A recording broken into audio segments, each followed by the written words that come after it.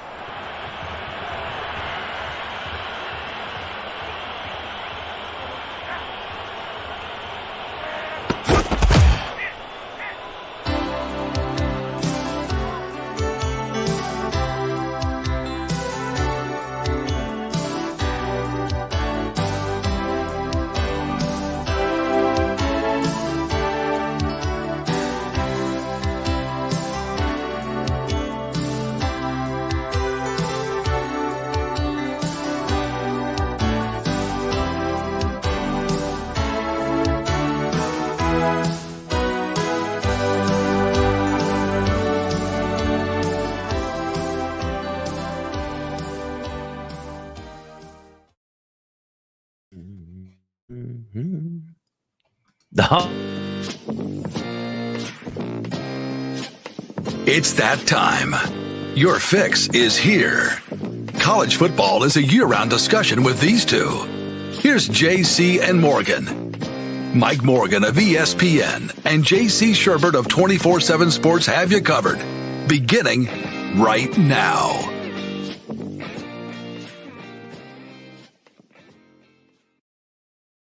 Welcome, everybody, to another installment of JC and Morgan. He is JC Shurburtt in Chi-Town. Mike Morgan with you in the ATL, which actually has a team that's going to be playing in approximately, let me give you the exact total here, 11 days, 3 hours, and 18 minutes as we sign on.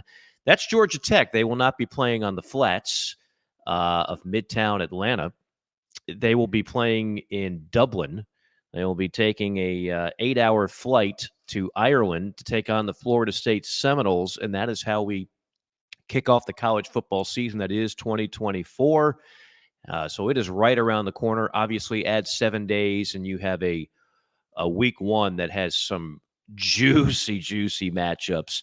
Lots to get to today. We'll get to the JC5, of course. We were going to have our buddy Tom Luganbill on today. He's got a last-second assignment where he's got to fly to Boston College to do some groundwork. He's covering a lot of ACC this year as his assignment has changed, but he will be back with us soon. So will Tim Brando. So will some other of the regular guests. But sometimes we just like to go guestless because JC and I have a lot to say. And JC, I'll yield right there. You've got a lot to say. You're donning your UNLV visor, so I know you're geared up for some good Mountain West football. Speaking of which, we'll get to the Group 5 John comments later on. He's probably not very happy that the AP poll came out. There's not a single Group 5 team in it. I would tell the fans of Group 5 schools, unfortunately, get used to it. It's going to be loaded with SEC, Big Ten every year. It's going to have some Big 12 and ACC sprinkled in, and not much else. That is the new era of college football. JC, how are you?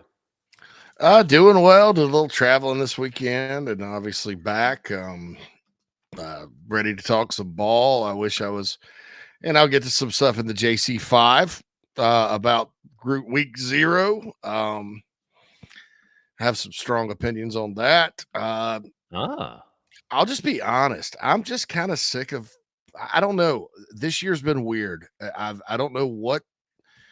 Every off season, I usually love the preseason, right? I love reading about practice and all the predictions and all that. Outside of talking to Phil Steele and Tom Luganbill, and we hadn't talked to Brando during the summer, it just makes me want to throw up. I think I'm a victim of too much media. Like everybody's got a list. Everybody's got a hot take. I probably need to keep my butt off of social media because that's where most of the crap comes from. But it's like a bubbling cauldron of sewage out there with all these lists and hot takes and predictions. And 90% of these people aren't even qualified to talk about the sport at all. They're just people with social media accounts that stir the pot. And that's just killing me. I'm just beaten down by the man, Mike Morgan. Oh And gosh, I'm like, I can't wait for kickoff to get here. this is a And not week therapeutic 0 session. either. I've got some strong takes on week 0 too, but I'm just this is 1 year. I'm just ready for the games to get going, and let's talk about it then, because it's and maybe I'm old man yells at cloud. I'm getting older, maybe I'm getting old, but man, it's just been, I don't know what it is. Everything I read, and it doesn't, 98% of the outlets, even the people that get paid to do this, I mean, the Michigan hot takes about this year's Wolverines team, they're just flat out wrong. People are just assuming, oh, they'll dominate. Oregon. Has anybody besides Tom Luganbill mentioned the fact they're going into a line of scrimmage league? Tom Luganbill's the only person I've heard mention that about the new West Coast teams. That's important, folks. So anyway, I'm old man yells at cloud. You mentioned two of our favorites. We had Josh Pate on. He had some very strong takes on things. We had Jay Boy on last week. We've had a number of different guests that have kind of look. They're all doing their job. You got to have something to say in the off season. Oh yeah, it's now increasingly. This is why. I mean, this show really came at the right time because there really is no offseason. When we first started doing this in 2016, we only did it during the season. Now there is so much content 12 months out of the year. It's become the NFL. It's become free agency. It's become, we don't have a draft, but we have recruiting. And then we have just these major stories that we can't classify as just internet jargon, baseless claims. You're right. There's a lot of those out there, and there's a lot of people that are making strong takes that I agree with you don't necessarily add up. It's just opinions for the sake of opinions. But factually, there's a lot of stuff going on. The ground that we have stood on in college football for years, it's, what is it, plate tectonics? I took a geology course once. That's all I remember. Plate tectonics. I think that has to do with earthquakes and the rock beneath us, and there was igneous, and there was all kinds of stuff. So I think they called it rocks for jocks, and I struggled to get a C+ in it. But it's the hardest class I took.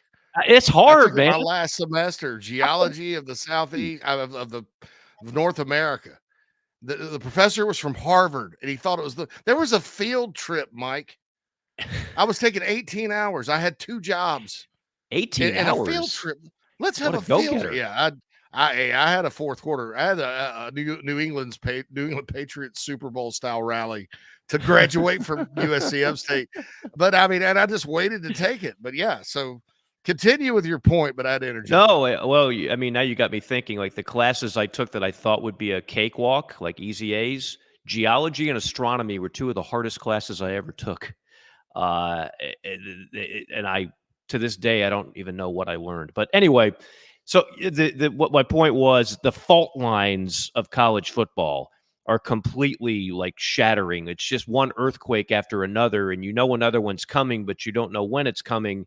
It's I use the term a lot, volcano programs. Well, these are volcanic times in college football because we all know there's more shoes that are going to drop. You had Coach Whittingham of Utah talking the other day. There's going to be another massive migration move, and I don't think he's just spitting falsehoods, because he knows the Big 12 is clearly open for business, and he knows Florida State and Clemson still desperately want to get out of their league, and we know that there's just a lot of things that are going to change. So that part of it is, I mean, look, it's catnip for people that cover the sport year round, but it's also exhausting.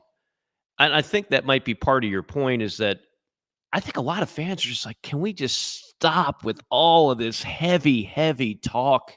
Can we just get to the light stuff of who's going to make the playoff, who's good, what coach is on the hot seat? Like that would almost be a refreshing change from some of the craziness that is going on. So we'll get into more and more of that now, because the season is upon us. I was actually doing a deep dive on this game in Dublin, which I guess is part of your JC5. I never see it. It's hermetically sealed.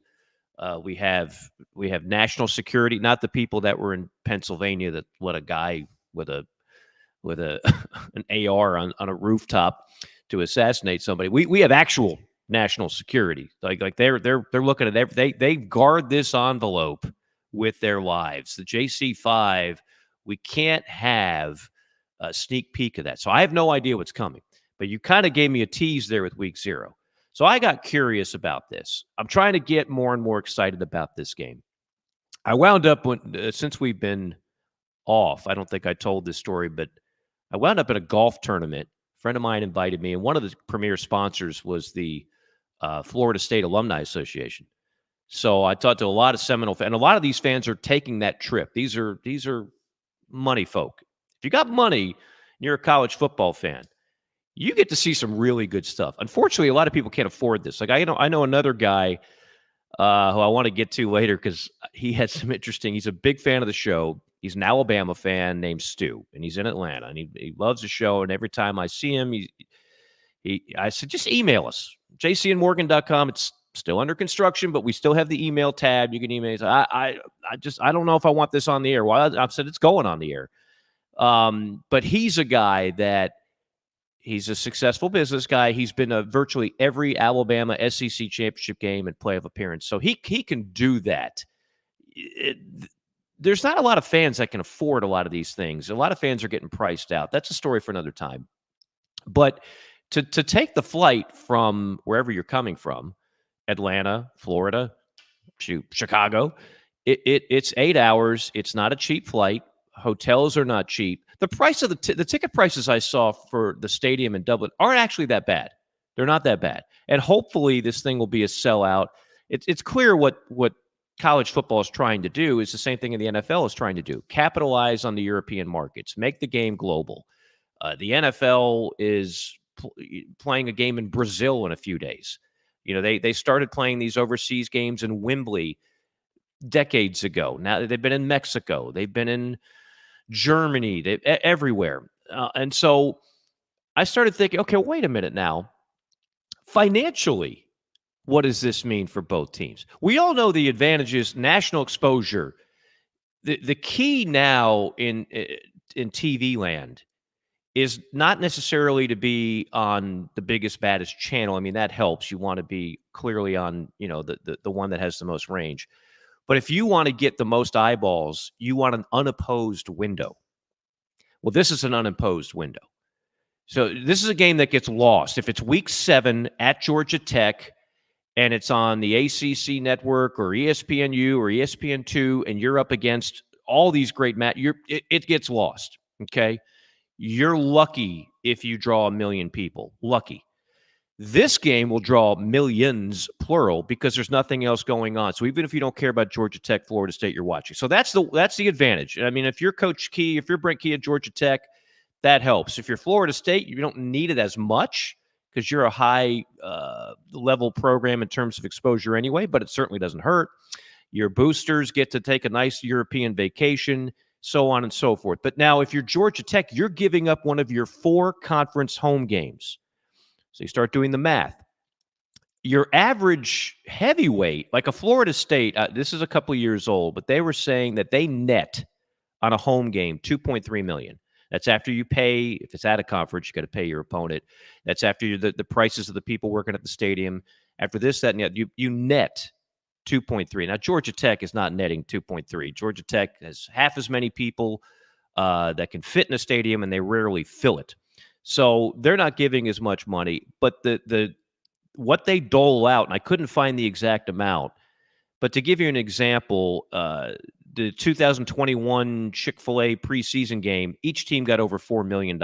I've seen reports of some of these games, these quote-unquote kickoff classics, where teams got between $5 and $6 million. So it is a financial gain for both programs. Don't think that they're losing money on this deal. You guys know better. If you're a college football fan and you follow the money, you know they're not taking this. They're not having the joy of checking out an Irish pub at the sake of losing millions. No, they're making money on the deal. Where does the money come from? Well, technically it comes from ESPN. Where do they get the money from? Well, they get the money from the stadium, the people that organize this thing in Dublin. The people of Dublin are saying that they will make the Irish economy, JC, will make $74 million off this game. Again, big business, big-time college football. Tech is they brought 12,000 fans to Dublin in 2016. We'll see what they do this. Florida State will bring at least that many. I can promise you that. So I just thought it was interesting, just trying to figure out, like, okay, is this going to be more of a trend? And I don't know where if that's where you're going on the JC5 and if you hate it and whatnot, but I get the feeling we're going to see more of these in various countries around the globe. And we will turn I don't like. You remember the athletic director of Texas that got fired? Oh yeah, when he came to Texas, it was like, we're going to be popular in Mexico and Japan and Asia. And I just don't think college. I think it's great what they do in Dublin, and we may see some more of these international games for sure. And the payout is good. They're like bowls. Probably a lot more interest in them than a lot of bowls, but I just you start getting. You hate it. I can tell you hate it. I can see the disgust on your face. College football is a very American thing, and I think that all feeds into like greed over tradition. Greed over tradition, like everything else going on right now. You can flip it around though, and traveling internationally has been a rite of passage for a lot of college students. But how much time were they really spending in Ireland? Or did Florida State fly over there in a week early and hold practices and go look at the shillelaghs and the leprechauns and tour Dublin? Yeah. Just like basketball teams when they take their little European trips, they play some basketball, but they go all over the place. Yeah. South Carolina went to Paris last year to open, but if it's cultural and you do some of that, I mean, how many times? I mean, probably a lot of the rosters probably never been to Ireland. Shoot. And so I do see the educational value in it to a certain extent, but I think these people that see dollar signs. Now that's a big $74 million impact is a big number, Mike. That's $74 million for a country that doesn't exactly love football, as far as I know. Now Ireland's on my bucket list. I've been to Europe a number of times. I've never been to Ireland. I would do anything to make this trip. And if I was a college athlete and it's, somebody else's foot in the tab, my goodness. To me, it's an experience of a lifetime. And you're right. I guarantee you 99.9% of these kids have never been to Ireland, and another 90% of them never would go to Ireland otherwise. Again, it's not cheap. But then you got to carve out a bunch of time when you're in the real world and you got a job. So it's an incredible experience. I'm starting to warm up to it. I'm a little more open to it than you. I can tell you're yelling at those clouds again. You're seeing the fabric of college football change dramatically, and damn it, you are not gonna. You're like Michael Douglas in Falling Down. You want your breakfast at 11:30, and they're saying we don't serve breakfast at 11:30, and now you're about to cause a scene. I want my breakfast. We don't want that. I don't want a burger. I want breakfast. You want my briefcase? Here, I'll give you my briefcase. Yeah, that was a pretty solid movie. That's a $5 for me. God, I'm getting a phone call from somebody who should know I'm on the air right now. Man, I'm in a bad mood today. I see that. I said, but you know what? You got fire. You got fire. And I like the fire. And I want to see that fire the rest of the time here on JC and Morgan. We will get a quick timeout. I don't want you to cool off, JC. I want you to add one thing. Please. One of our people in chat row mentioned the Chick-fil-A kickoff next year, South Carolina, Virginia Tech. Yes, I talked to someone in the athletics department. Gosh, about 6. We talked about that game not being canceled. It's about $5 million plus per team. Yeah. So yeah. You get, and that will be an exclusive window. I think it's on Sunday. It's either Sunday or Monday. Florida State, Mike, actually gets 2 exclusive windows because they got the Monday night Labor Day game with Boston College in Tallahassee.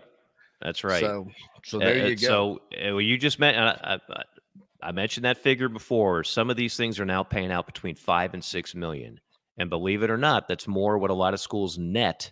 It's more than almost every school, I think, nets on a college football. It costs a lot of money to actually put on a college football game. Yeah.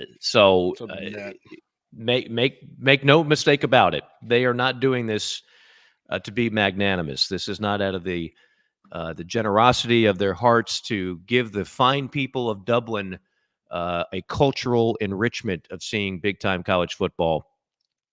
Everybody's getting paid, so make no bones about that. All right, we got to pay some bills. We'll take a time out. Again, it is JC and Morgan, presented in part by MG&A Wealth for all your financial needs. Privately owned company since 1984. Let them help you make the most of your financial portfolio. MGAwealth.com. You could also give Sean a call at 954-289-9000, 954-289-9000. Let those folks go to work for you. They've been doing it for over a quarter century with clients all over this great land of the United States of America. More JC and Morgan coming up. Hey, folks, want to tell you about our friends at Titan Construction Group really quick. They're a mid-Atlantic-based general contractor, specializes in retail, restaurant, and office construction. TCG strives to separate itself from other general contractors by adding value every step of the process. From project budgeting to estimation, value engineering to construction, they focus on those relationships and not the transaction. Titan builds partnerships one project at a time. Among their clients are Starbucks, Crumble Cookie, Blake Pizza, Home Goods, 15 plus years experience, based in Midlothian, Virginia, and contracted in Virginia, West Virginia, North Carolina, and South Carolina. So get on their website, TitanCGinc.com. That's TitanCGinc.com. Get in touch with Brad if you're in need of a general contractor that focuses on going above and beyond for their clients. That's Titan Construction Group, a proud sponsor of the JC and Morgan podcast. Listen up. This is for construction professionals, contractors, facility managers, or do-it-yourself homeowners. SitePro Rentals is ready to equip your upcoming project. We rent construction equipment for any size job. Boom and scissor lifts, telehandlers, skid steers, excavators, air compressors, generators, even small tools and equipment. SitePro has you covered. If you are ready for better equipment rental, call SitePro and rent from the local, friendly, easy to do business with equipment professionals. Call 972-RENT-NOW. That's 972-736-8669 to rent the newest equipment in the Atlanta market. Call 972-RENT-NOW or visit SiteProRentals.com.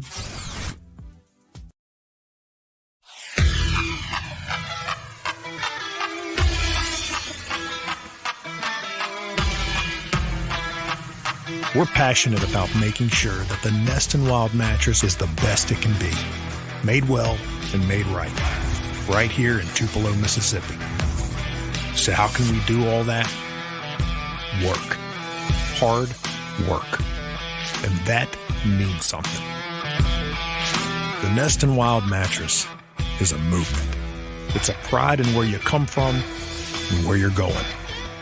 So get comfortable, because this movement is just beginning.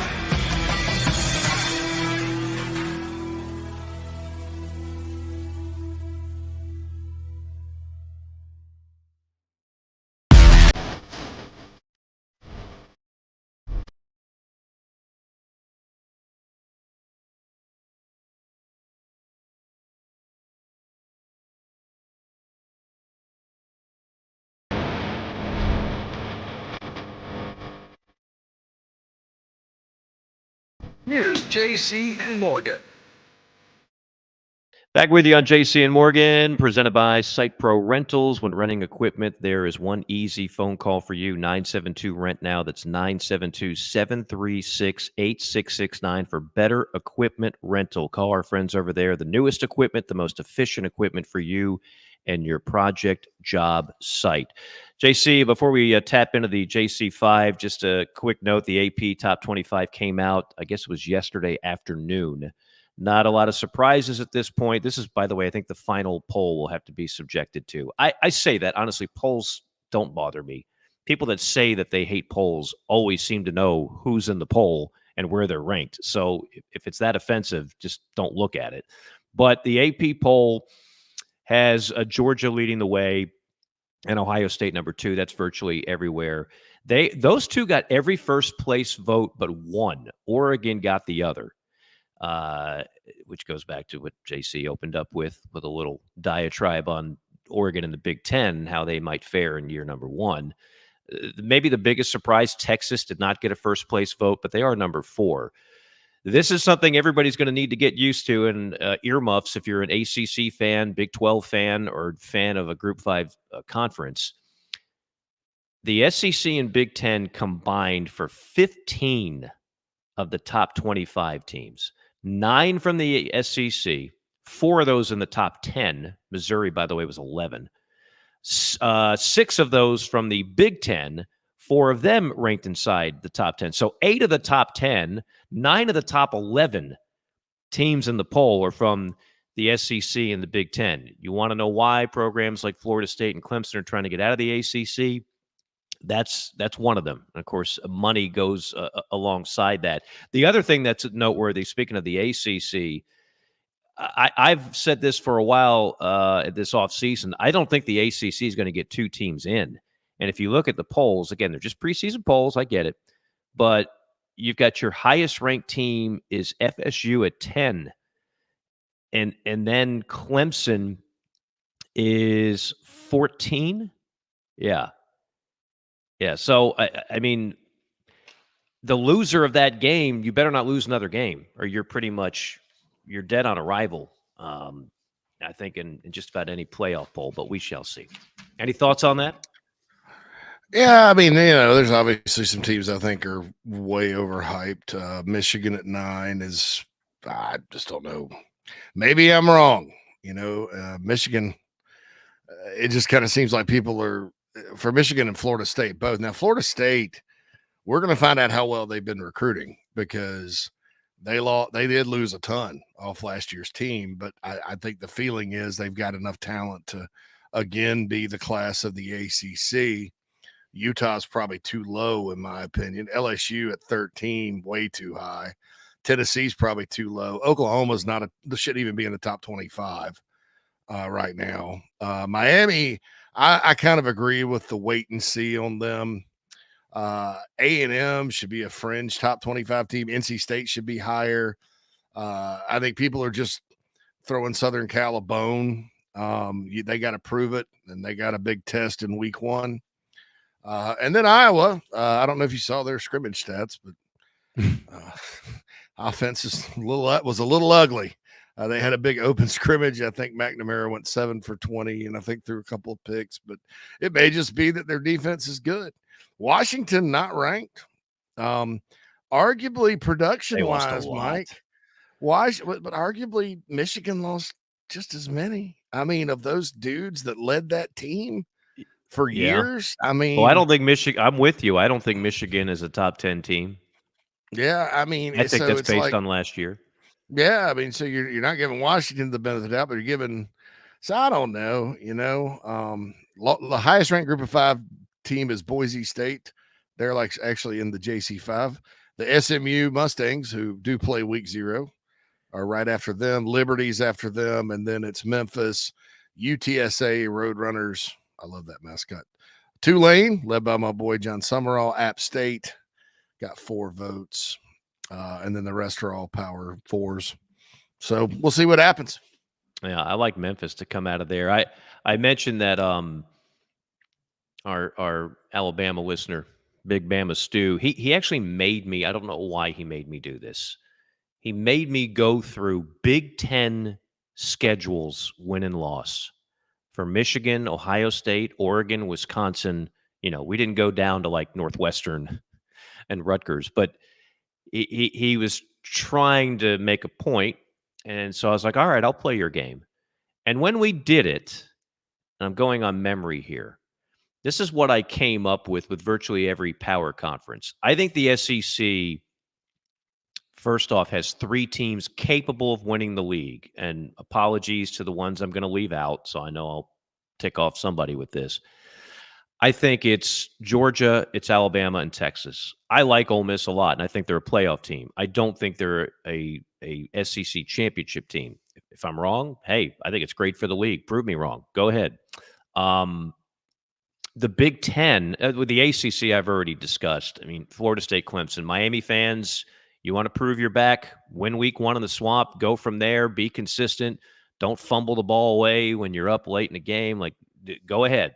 I've heard too many times that the U is back, and it hasn't been back for a long time. So we'll see if that actually happens. But I think that's a 2-horse race.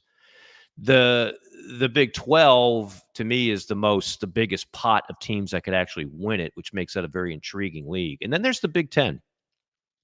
And I don't have Michigan as a team that I think is going to have a great shot at winning the league. When he went through the schedules, and just like the SEC, there's a huge difference between Oklahoma's schedule and Missouri's. There just is. They're both 8 games, but I'm telling you, it's not even close when you actually start looking at that. There's a big difference between South Carolina's schedule and Texas's, believe it or not. Gamecocks have a much more difficult conference draw. But I think in the Big Ten, based on schedules, Penn State has a nice path. And Penn State, Ohio State's path is just because they're loaded. Right? I mean, they basically went caged animal, nuclear. We're going to do everything we can financially and every other means to stop this ridiculousness where we are losing to Michigan and not playing for national championships. And you're gonna hate me for saying this, JC. When I had to go through the schedule, I had Oregon as at least a viable option. At least a viable option where they can. No. For my 3. I don't want people to think I'm hating on the Ducks because I'm not. I do think, and look, as I learn more about Dan Lanning, I sort of get it. I think he's got a lot of promise as a head coach, but the bottom line is the guy that's struggling at Miami right now had the same record, brother. and we're like giving this guy the Alabama job and all this.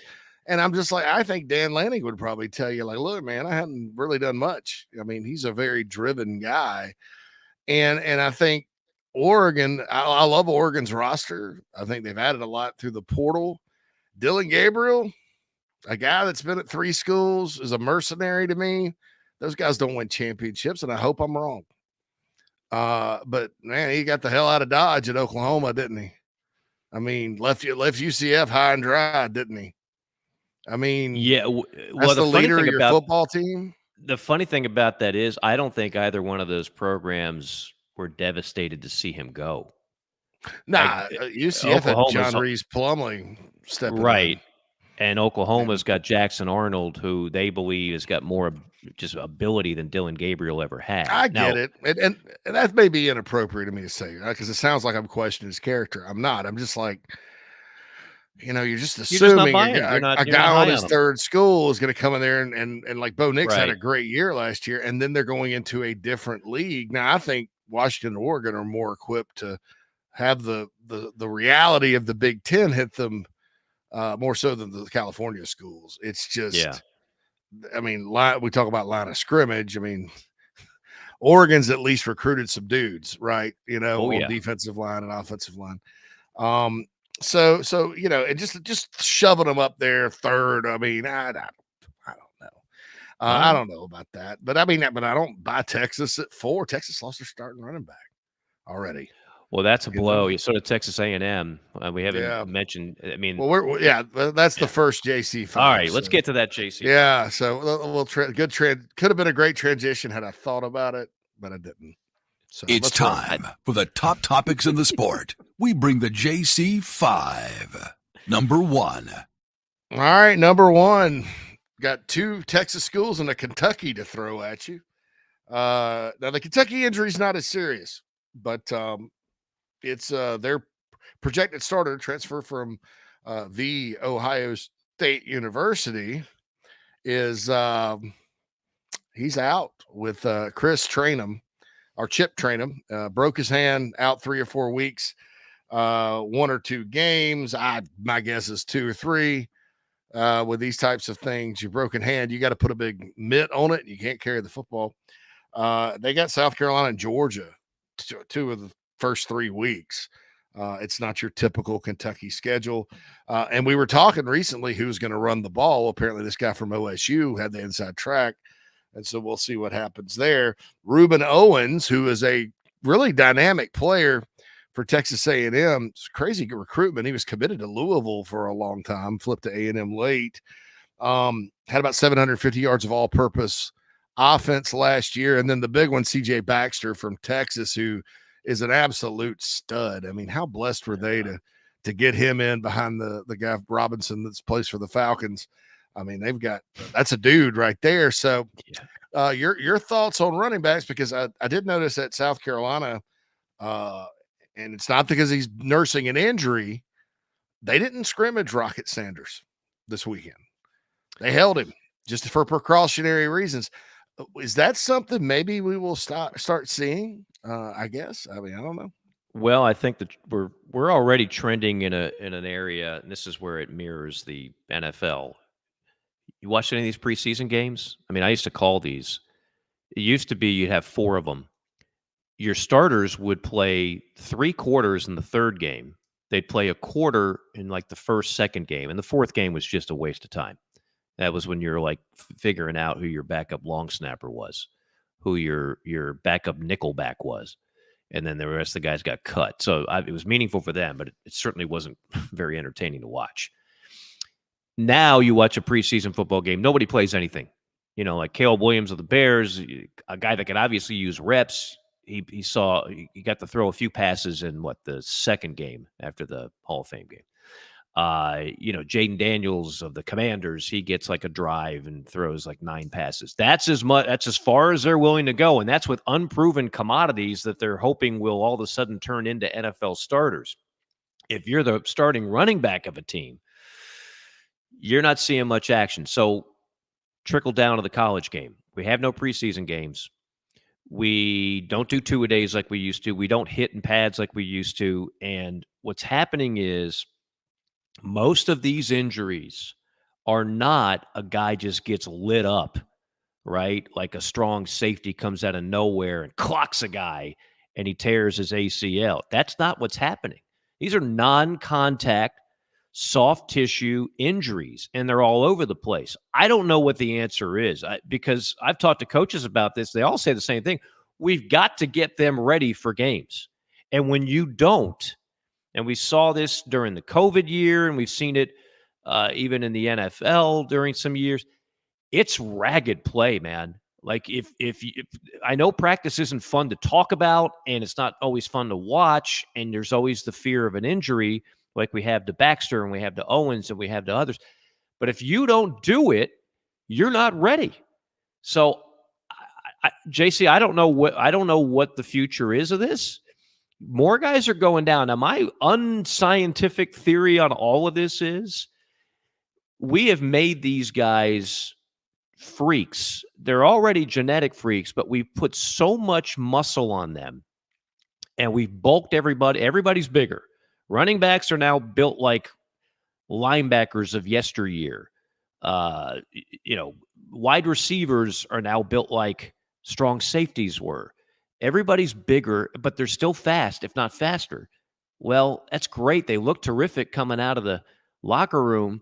That's a lot of pressure on those joints and on those ligaments. And so I just think that we're not getting that genie back in the bottle. I think we're going to see more and more of this.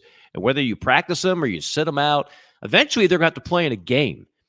And eventually they're going to have to still make those cuts and those movements that cause these type of injuries. I get it. Maybe I would do the same out of paranoia if I'm a coach. But I don't know if you're avoiding the inevitable. If a guy is, if he's sitting there on an ACL that is kind of worn and torn and that ligament's already getting some wear and tear on it, I don't know if you're actually going to prevent it by just sitting him out of practice or having him do next to nothing for a month. Yeah, I agree. I mean, I think 2 things. I think with a scrimmage, it's a little bit more competitive because guys go into that first scrimmage. It's like NFL preseason. They're trying to make the 2 deep and not get put on the scout team. And, everybody's kind of gunning at you. I think you can have contact in practice fine. I think with guys that are older and more proven that have played Number in games 3. Before. That's what happened there. Mad Dog jumping at the bit. We're still on 1. But I think with guys that like a Rocket Sanders that did hurt his shoulder last year. He's back in really good shape. What's he really got to prove? I mean, I don't know. In that it's not proving anything. If you're a Rocket Sanders, since you brought him up as an example, or if you're a Baxter at Texas, you've already proven you're the dude. Yeah. Like you've already proven all these things. It's just trying to get you ready. Yeah, just trying to get you lathered up. I think you can accomplish that in practice with Oklahoma drills and things like that. And with running backs especially, the whole which is kind of hilarious to me that the NBA. This is an NBA term, load management. I think for running backs specifically, because we've seen them wear down NFL, college, whatever, it's not a bad thing. Or if you got a guy that has a little, I guess, a bump or a bruise that could get worse, like thigh bruise or something that could get deeper with going into a scrimmage if somebody hits him the wrong way. I don't see a problem. And I'll add this too on the positive end of things. Right? You mentioned people getting bigger. It used to be, the Junction Boy days, there wasn't really what you'd call an off-season program in the summer. You just show up and go to 2-a-days, and that would get you in shape for the season. Mm-hmm. Right. Now these guys are working out all summer, and their goal is to get in optimal game shape by the time practice starts, and that's the case with 95% of them. I mean, you have some guys that join late or whatever, but so I don't know. I think it's interesting. It's unfortunate. I do think you have to be physical in practice to a certain extent, but you also have to take care of your guys. And it's just, I mean, losing Reuben Owens and CJ Baxter just right now, it's like, wow. I mean, those two would have been really good. All right, next one. Number 2. All right, sticking with A&M, Jordan Rodgers. And I don't remember if he was the one that called Joe Milton the best quarterback in the country last year. That's or not. The one. Yep. So he's on the Connor Weigman bandwagon of A&M. Connor Weigman is one of the best quarterbacks in the country, he said. And look, maybe he's right. I like Connor. I understand the big question with him is injuries, but I still, when I've watched him play, I don't know that I've seen elite, best of the best. I think there's there's better in the SEC alone. But I'm going to defer to you, Mike, and you're the quarterback guy around here. Tell me your scouting report on Connor Weigman. You're the gourmet around here, Ed. Light or dark, your bun, Clark. I think I mentioned this on here a few weeks ago to the shock of myself when I read it. There's a website, Pro Football Focus, and they kind of do this next level analytics when they're evaluating prospects for the next level. And they actually, one of their computers or whatever, maybe there's a name behind it, I can't remember. I just it was like, whoa, seriously? They had Connor Weigman as the number 1 quarterback prospect for the next level, ahead of Carson Beck, ahead of Quinn Ewers. I don't know what to make it. I mean, it wasn't like it wasn't a whole lot of things behind it. It's just what their analytics spit out. We all know his problem has been staying healthy. Now, when he's been healthy, he's been good. We forget about this because he's often injured, and we forget about this because the obsession with Jimbo Fisher and when he was going to get fired overshadowed anything that was going on in College Station. I mean, you've got a running back in Achane for the Miami Dolphins who was like the number 2 back at Texas A&M, who last year when he was healthy in the NFL lit it up. You had you had NFL guys on both sides of the football at Texas A&M. You had a lot of talent, but it didn't translate into wins, so people just kind of glossed over it. Well, Weigman's one of those guys. He's very talented. So if he could stay healthy, I don't think that's out of left field. I think there's a number of people that really break down quarterbacks for a living. They are convinced that kid, if he can put it all together, if you can get him upright for 13 games this year, He's got a chance to have a breakout season. Now, would I personally put him ahead of Carson Beck? No. Because Carson Beck, to me, is the proven commodity. Carson Beck, I've seen do it. Carson Beck has everything that I need to feel confident that he is one of the best quarterbacks in the country. Could very well be the number one pick in the upcoming NFL draft. Ewers is he's closer to Wigman. He's been too inconsistent. But again, you talk to scouts, and they will tell you, well, if he just kind of polishes that up, kind of like a Bo Nix, who was so erratic for a while, and then all of a sudden, poof, he's a top 20 pick in the NFL draft because he got a number of starts. You know, Michael Penix started 65 games. Speaking of a quarterback that played at 3 different schools, 65 games. And that type of experience turned him into a really good college quarterback, and a guy that, despite the head-scratching move the Falcons made, you could justify Penix was a first-round pick. Top 10, I don't know, for a team that already signed Kirk Cousins. That's another story. But I think that Wegman certainly has the skill set. The few games that I've seen him where, again, he's healthy in a big game, he has shined at times. He has flashed at times. It's just been lost in the shuffle because A&M has been such a mess over the last couple of years with the whole Jimbo thing. Number 3. All right. My week 0 thing. I think they should cancel week 0. Oh, look, my mama told me a long time ago, if you're not going to try, don't do it. Now, finish what you start. Don't quit. But don't go. If you're not going to give it your best, don't give it at all. This schedule for week 0 sucks. It's awful. There's one game, an ACC game, between two programs I have a lot of respect for. It's in Ireland. I get it. Give us a primetime game. Give us 3 games. Otherwise, don't do it. Don't do it. And look, man, I'm like watching SMU. I was going to say, I'm into that one. But Nevada, I mean, they were god awful last year. They're not that well coached. I mean, I'm just like, and then the rest of it's like 2 FCS games. Give us like an FCS challenge, like have North Dakota State go to Furman or something and play and all that. Give us some games, man, or just don't do it.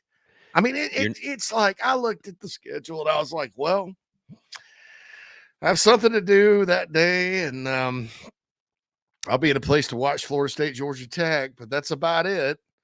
And I don't think it's any sort of appetizer, any kind of anything. It's like when you go get a shrimp cocktail, Mike, for an app, and they give you 3 shrimp and a bowl of cocktail sauce. We don't even have a bowl of cocktail sauce. We got the little packet or the little thing where you got to take the tin foil off the top, like you get at Captain D's, and 3 tiny shrimp.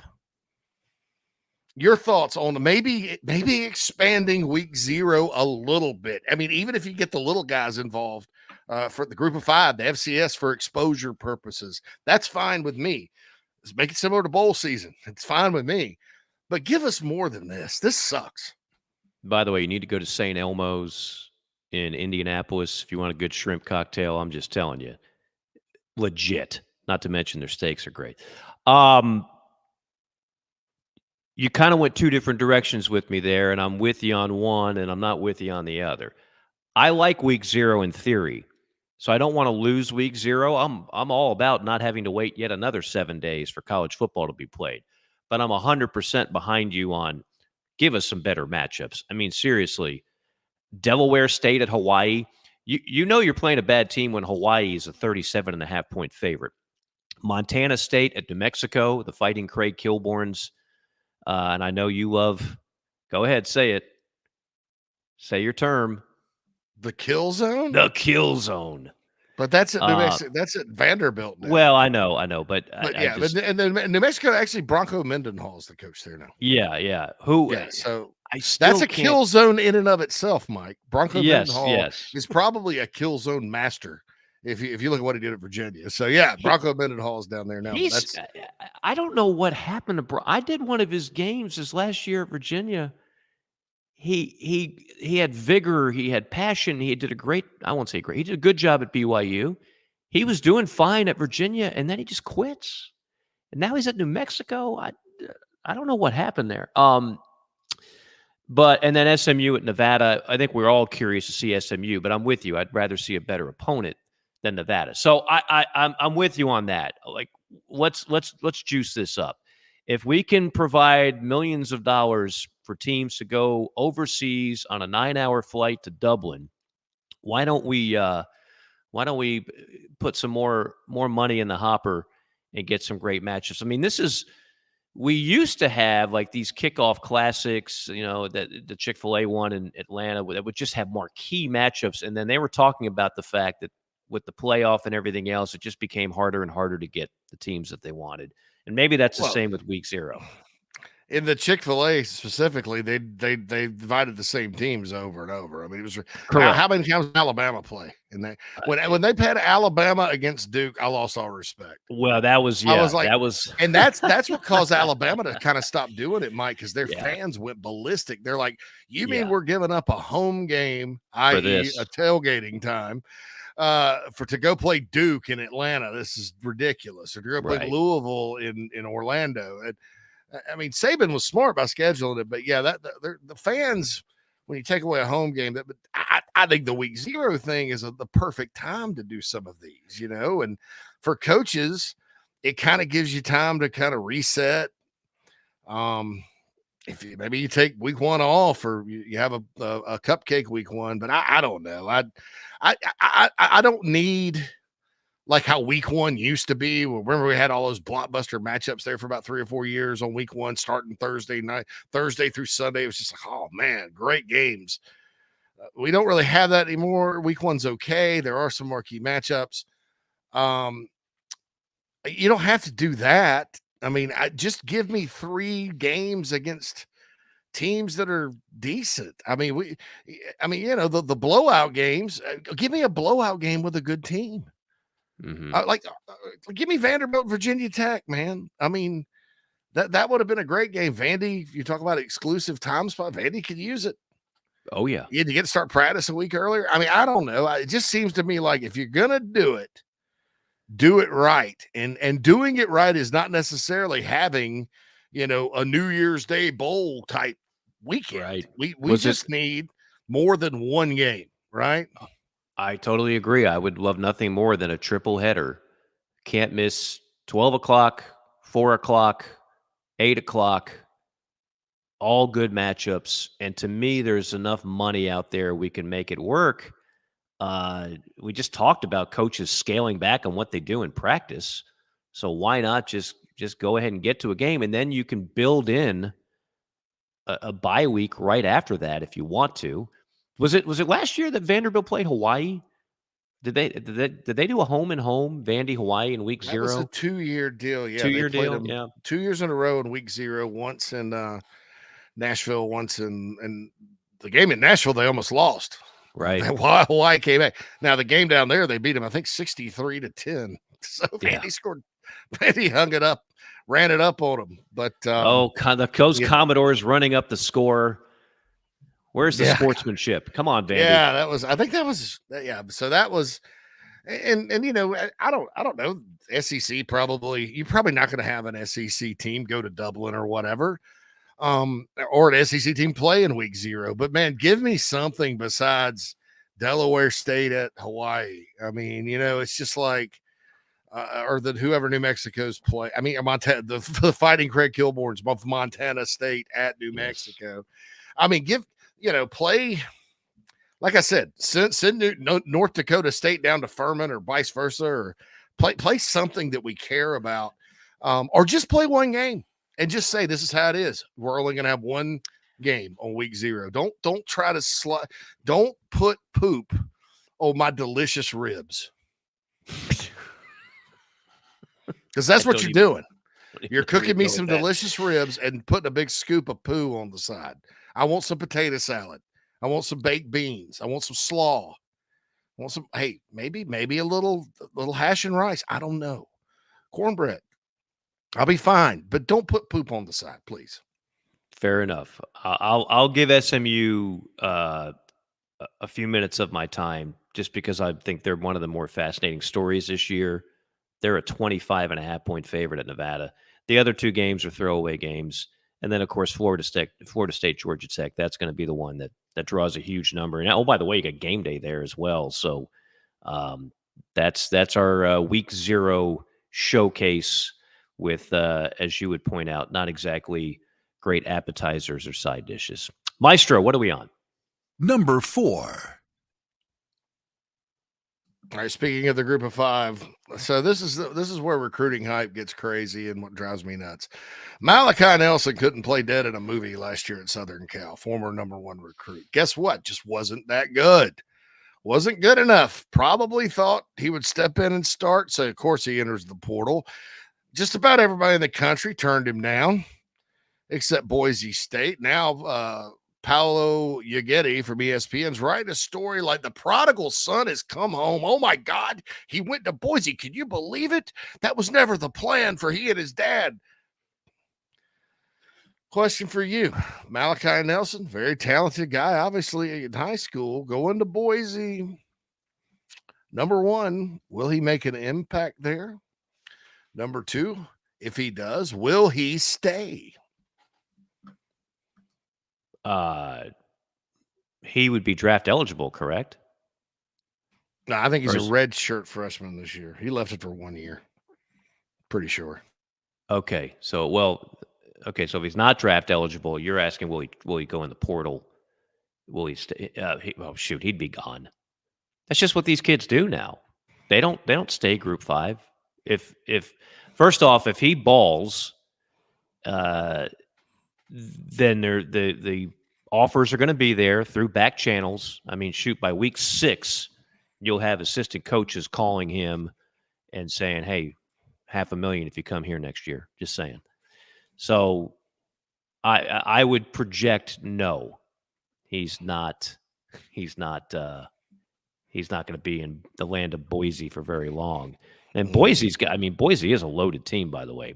They've got maybe the top running back in Group 5 in Ashton. I think it's pronounced Jeanty or Jonty. I'll have to double check that. Hey, that kid's good. He's good. He's really good. We'll get into more of that in the Group 5 John segment, but no, I mean they should be piling on points this year. I have no idea what their defense looks like. I'm not sure if it even matters. But Boise, Memphis, there's going to be a really good battle for that Group 5 spot in the playoff. This is where, even if you're not a fan of the Group 5 team getting in, because they're clearly not going to be one of the best 12 teams in college football, the race for the team to get in, I do find intriguing.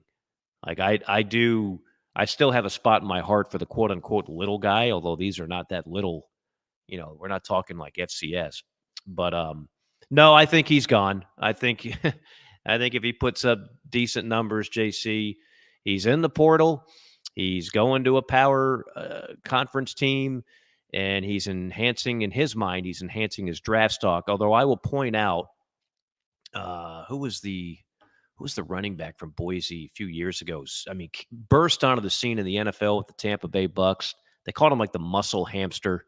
Somebody in chat row might get that right away. Help me out here, but he was Boise has had high draft picks. Like if you put up great numbers and you're a stud at Boise, the NFL's not going to be like, oh, I don't know, I haven't seen the guy. I don't keep up with people at Boise State. Boise's had a bunch of guys drafted at every position, so he could stay there. But at this point, it's not about draft anymore. It's about money, and whatever Boise has, they can't match what. I'll just throw out a hypothetical. Ole Miss. They're pretty active in the portal, wouldn't you say? Lane Kiffin sees him tearing it up at Boise and says, yep, makes a couple phone calls. How much we got in the coffers? Grab him. Grab him now. And he's gone. He's who's going to say no to that? Who's going to say no to that? So, long way of answering your question. 1 year in Boise, and then gone. Number 5. Question. If Notre Dame beats Texas A&M, will the Irish finish the regular season unbeaten? Oh, I say no. I mean, there's some other I'm gonna have to pull up the old Notre Dame schedule here because again, I did not expect a Notre Dame question coming today, but I should have known. Okay, let's take a look at the Dirty Dozen for the Irish. A&M week 1, Northern Illinois, Purdue, Miami of Ohio. Louisville could make things interesting. That is in South Bend on September the 28th. Stanford, no. Georgia Tech, no. Navy, no. Florida State. They could easily lose to Florida State. Virginia, no. Army, no. Gosh, okay, this schedule is not nearly as daunting as I thought it was. And then at Southern Cal in the final week of the year. So your question was if they beat A&M, do you think they run the table? And my first instinct was hell no. But then I look at this schedule and I'm like, well, maybe that's not so crazy after all. I'm gonna play the odds here and say no. I'm gonna say that they're not a dominating enough team where they're gonna run the gauntlet. But now that you made me look at that schedule, I see where you're going. They're going to the playoff with that schedule because we know an 11-1 team in South Bend is going, and quite frankly, a 10-2 team will have a chance because it's Notre Dame. Mm-hmm. I tend to go no with that as well because of coaching. But I'll say this: like sometimes coaches get better, like players do. We've seen it. I mean, and he's recruited. They got talent at Notre Dame. Kirby Smart is not the same coach Kirby Smart was in 2016 when he took over, right? He's grown quite a bit as a head coach. And so I think Marcus Freeman's kind of at a crossroads because too many more years where coaching decisions just cost them games and potentially more, or the game to the weekends where they just don't show up like they did against Louisville last year.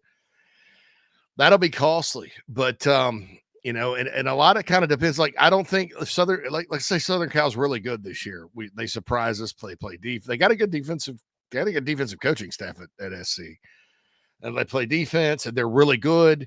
And Notre Dame drops that game, out there at the end of the year. No harm, no foul. Notre Dame people can handle that. It's when you go into a game like Louisville and Jeff Brom completely outcoaches you, or if they lost to Georgia Tech at home, I don't even know. Jeff Brom's not at Purdue anymore. That's not going to be a hard game. There's not a lot of hard games. The Miami of Ohio is actually very well coached. If they come in and give you a game, stuff like that drives people crazy around Notre Dame land. But man, this schedule though, it's very, very favorable. Last year had a lot of pitfalls because going to Duke was harder than it looked like. Go to Louisville was harder than it looked like. Clemson ambushed them down at Clemson. There's no Clemson on the schedule this year. There's no Miami on the schedule this year. Florida State comes to South Bend on November 9th. And then the SC game at the end. So they get by A&M. They're probably on a fast track. And everybody's got to remember, too, Notre Dame, it doesn't matter if they go undefeated or not. They're no better than the number 5 seed. They have to play in the first round, which is fair in my opinion because they don't have to play a conference championship game like everybody else. But then somebody from somewhere, and if they're the 5th seed, it'll probably be the group of 5 team. But if they're the 6th seed, it'll probably be somebody from the SEC. Somebody's going to have to go to South Bend in December, and that's not going to be fun. But, I'm with you, Mike. I just kind of noticed that, like, going over their schedule today, it's like there's really not a lot of big games. You circle FSU, you always circle SC, and then A&M. Other than that, Northern Illinois at Purdue, Miami, Ohio, Louisville at home, Stanford at home, Georgia Tech at home, Navy on a neutral field, I think. FSU at home, Virginia at home, Army on a neutral field, I think, and then at SC. So they're not even playing but 3 true road games, dude. That's a pretty favorable slate. Yeah. The only game I could see them potentially being an underdog is the Florida State game, and that's at home. And I'm not even sure if they're going to be an underdog. I mean, there's a lot of questions about Florida State still. Mm-hmm. So, yeah, that's not a bad path. Of course, 2 years ago, they lost at home to Marshall, one of the most embarrassing losses for the program in a while. They've had some losses that are a little bit of a head scratcher, but that schedule certainly sets up nicely. And no pressure of playing in a they're never going to a conference. Just stop it with they're going to go to the Big Ten. They're going to go to the SEC. They're not going anywhere. I'm telling you, as long as we are on this planet, which hopefully will be for a while, they are not going into a league. I don't see it happening under any circumstances. Especially if their new TV deal checked in at $70 million, Mike. I mean, right. So the incentive is gone. There's no incentive to join. None. League. They are a cash machine. And that's the other reason I trash the ACC because Notre Dame basically forced Stanford and Cal into the conference. And it's like you're letting, again, I've compared it to the guy that never gives up on the girl, this totally in the friend zone. I mean, it's like, okay, whatever you say, please don't leave us. Yeah. Yeah. Well, I talk to her every night on the phone. I think she likes me. Yeah, dude, she doesn't like you. I've got to be there. We had a moment. She's having boyfriend problems. Yeah, exactly. I need to take You're this. The guy that talks about the boyfriend not treating her right and thinking that one day she's going to drop the boyfriend and go to you because you're the nice guy. But meanwhile, she drops the boyfriend and she goes to another guy that treats her like crap. And you're still sitting there going, yeah, he should have paid for dinner. No, don't be that guy. And then in reality, you're a sociopathic stalker. That's what it turns you into, and that's what the ACC is going to end up being. Stalker. I like that. By the way, Bink Beatty on chat row helped me out there. Doug Martin was the guy from Boise State. Had a really good NFL career. Good. Yeah. Kellen Moore, who's now a stud offensive coordinator. Well, stud might be. He's a high-profile offensive coordinator in the NFL. He got to hold a clipboard in the NFL for a while. They've had wide receivers. They've had defensive backs get drafted from Boise State, I think even in the first round. Like, if you're talented, they're going to find you. They're finding guys that are playing in like Germany. They're finding guys that are playing Division II at schools we've never heard of. So certainly they would find you at Boise. Kellen Moore's brother, Kirby's the OC at Missouri. Had a really good year last year. Very good. The Moore boys are doing well. Yeah, good job, Moore boys. The Moore boys, I mean, they just get together at the Thanksgiving table, and it's could you pass the potatoes? By the way, here's this new formation I've been working on. You go ahead and you take the tailback and you put them in motion pre-snap, and that's all they do. That's all they talk about the entire meal. All ball. Eli Drinkwitz made a great move doing that. It was kind of quiet. Nobody talked about when he turned play calling over to Moore, and see what it did. Before I know we got to take a break, and then we've got some things in the final segment. But have you seen The Bear on Hulu?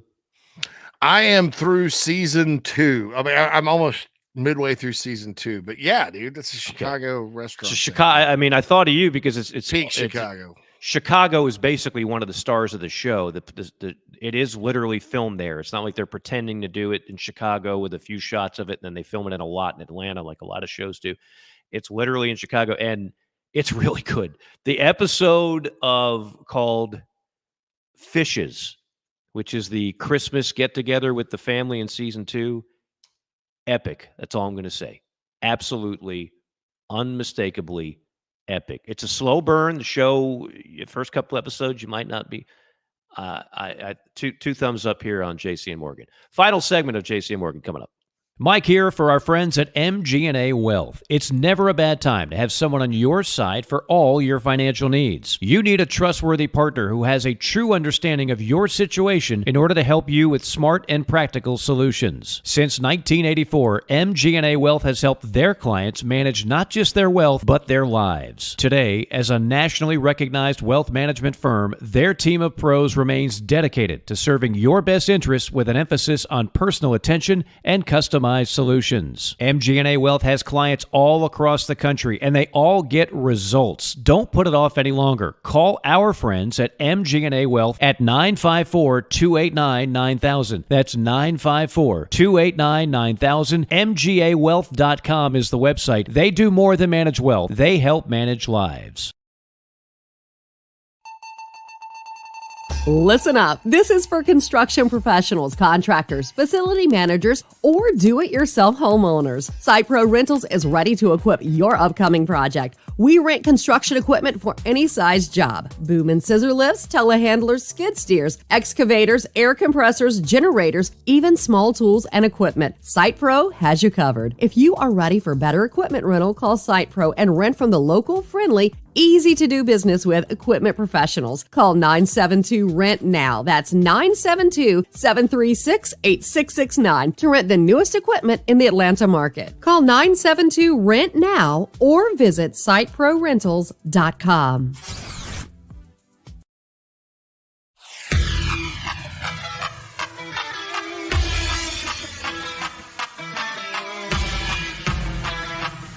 We're passionate about making sure that the Nest and Wild mattress is the best it can be.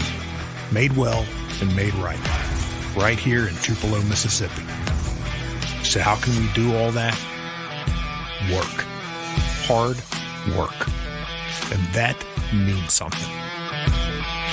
The Nest and Wild mattress is a movement. It's a pride in where you come from and where you're going. So get comfortable, because this movement is just beginning.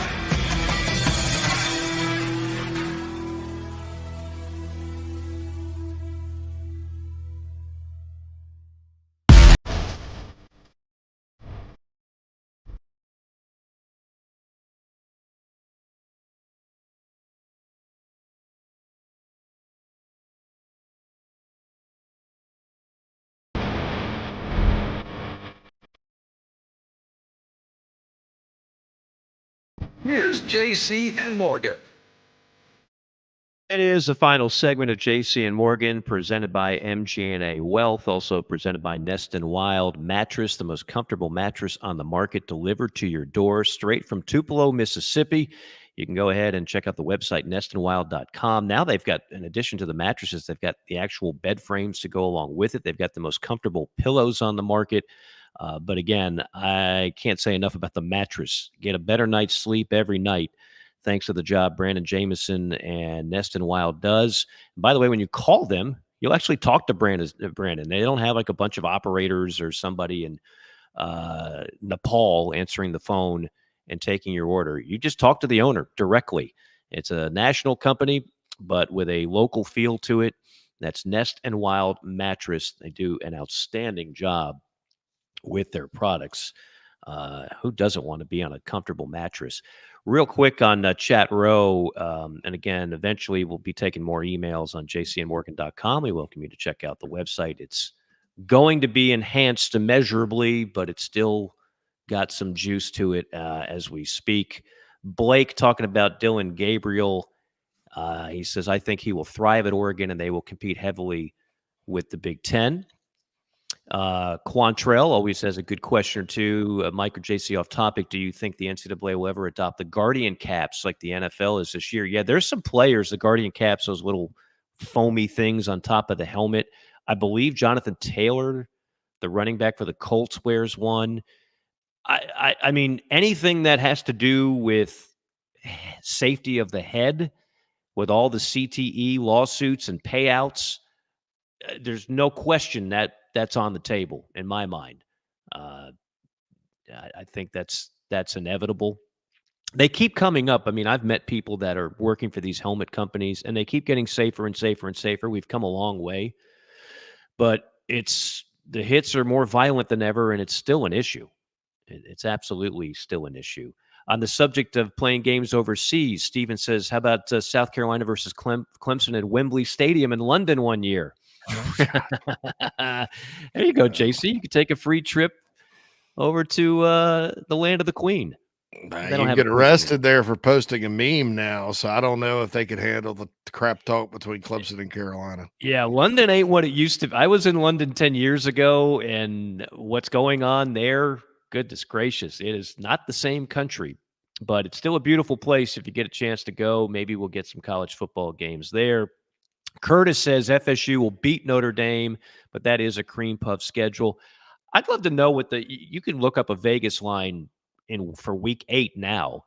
I would have to think FSU's a slight favorite there, but I stress the word slight. But yeah, I mean, if Uiagalelei, I mean, we're all wanting to see if that kid can duplicate what he did last year at Oregon State and continue to escape the demons that was that Clemson output. Then yeah, maybe he goes on and leads Florida State to another successful campaign where they do get to the playoff. Craig asked about Lugs. Yeah, Lugs had to back out. He's going to Boston College. He's now become like one of the faces of the ACC network as an analyst. So he is literally going to Chestnut Hill today, but we'll have him back on either next week or the following week, as well as Tim Brando and some other of our regular guests. So some of the questions on chat row. Yeah, I did want to mention the Chief Sports app. Please download the Chief Sports app. Yes. It's got a new, fresh look once you get past the opening page of it. Just wait for that to get past and it loads, and it's a nice new app with the new logo, a little more organized. You can catch all of our episodes of JC and Morgan, all of our past interviews, all that stuff. You can download that on the iTunes. I mean, I'm still calling it iTunes, folks. I apologize. The Apple App Store. And also not called iTunes anymore. I still use that. iTunes are App Store for Apple, and then for Android, and that works for your iPad or your iPhone. And then for Android, you can download it on the Google Store as well, Google Play. So please download that. We have some Florida content with Shane Matthews now on it. So all you Gators out there, download the Chief Sports app. Also, Illinois fans, the Illini guys. It's a really good Illinois podcast, plus JC and Morgan, plus all the national content from Chief America right there. And we will have a website, chiefsportsnetwork.com, up and running here pretty soon. So you can follow us there as well. And for Craig, too. Craig, I know, has the app. Happy birthday, Craig, by the way. He celebrated a birthday recently. Yeah. I know that push notification came out and said Luganville was on today. So I apologize. That's our screw up. Those push notifications, I got to get with somebody on that because I'm getting them at all hours of the night. And it's just he was before he wasn't, in fairness. Yeah, he was before. We had him lined up, and then yes. So they scheduled that push notification or whatever. But that it wasn't in the world lie. we live in, sometimes there's some last minute maneuvering for guests and stuff. But we love Lugs. I know I kind of went on a rant about the media. I'm not including Tom Luganville and Tim Brando on it, or anybody really we've had on the show, because we get the guys that are the best. Steele, Brando, Luganville. The list goes on and on and on. Pate, Josh Pate. Yeah, how can I forget him? But there's just a whole gaggle of them out there that I'm like, Lord, I don't know. Get off my lawn. But download the app, folks. Download the app. It's free. It's totally free. Yeah, and you mentioned the Shane Matthews show, and of course our show is on there. There's going to be some more team shows coming. It's around the corner, and eventually you'll be able to go on the app, and no matter who you're a fan of, listen to a specific show regarding that specific team. We're, of course, a national show here. We cover all the bases, but there'll be other shows that are a little more specific and focused on one particular school or program. Maybe some more national stuff too. Yeah, absolutely. Well, you never know. You just never know what we got in store, man. We expansion, unlike a lot of things going on in college football, we are pro expansion for this conference that is the Chief Sports Network. We are building a juggernaut conference, and we're going to get a bigger piece of the TV pie. And we're going to get the most teams, most shows in the playoff. That's our ultimate goal here at Chief Sports and JC and Morgan. Quickly, the Group 5, John, his last week he had his top 5 quarterbacks in Group 5. This week, top 5 running backs. We talked about this guy earlier. He's only a junior. Ashton Jeanty of Boise State ran for 1,400 yards last year, caught 569 yards of balls, 12 total touchdowns. He will definitely keep Boise State in the hunt for the G5 playoffs. Number 2, he's got a name familiar to us, JC, Mario Anderson of Memphis. Last year, in a Gamecock uniform, 700 yards on the ground, 153 receiving, 4 total touchdowns. He could help keep – Memphis already has what most people think is the top quarterback in G5. Number 3, sophomore Mekhi Hughes of Tulane, massive numbers. He was not the starting running back at the beginning of the year last year. He got the job in the middle of the season and then became the leader, the bell cow that they hoped. Number 4, Ishmael Mahdi of Texas State. We've talked about Texas State and their talented young coach and that offense that is very exciting to watch. He's another guy that'll help run it. And then number 5, we go to Wyoming, a state that I can now say I've been to. Harrison Whaley of Wyoming. Last year, he accounted for over 1,000 yards of total offense, and that was missing some time due to injury. Had 110 yards rushing and a touchdown at Texas. Think about that. 110 and a TD in Austin. So there you go, the top 5 running backs for G5, courtesy of Group 5 John. We appreciate all his hard work and helping us out here on the program. JC, some final thoughts as we hit the 11 o'clock hour Eastern time, which is what, Dublin time, 5 hour. That would be 4 p.m., I think, in Dublin. Yeah. Looking forward to that game next weekend.